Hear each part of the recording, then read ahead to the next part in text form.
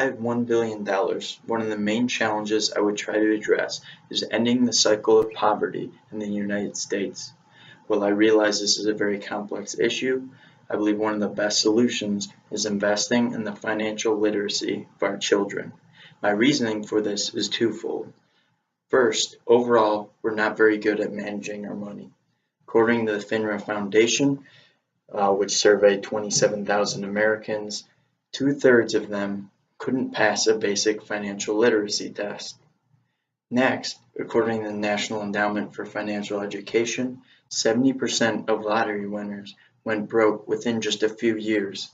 This goes to show that the problem isn't just that we don't have money, it's that when we have it, we're also not very good at managing it. This goes to show why investing in financial literacy is a good choice. First, I will start by giving a quick debrief of our current system.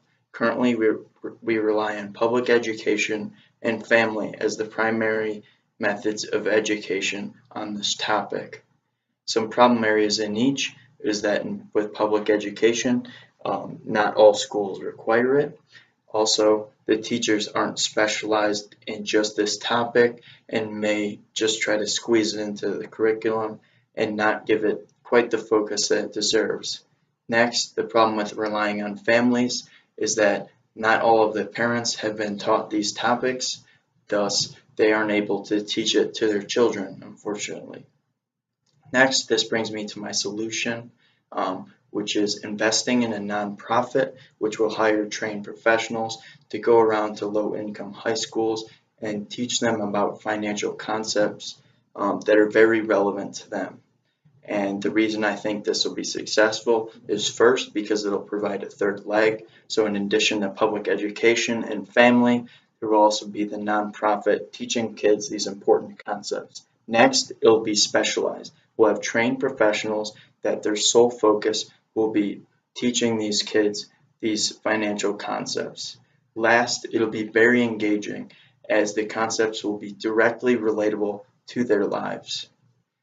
Finally, the reason I believe our mission will be so successful is that first, our approach is targeted.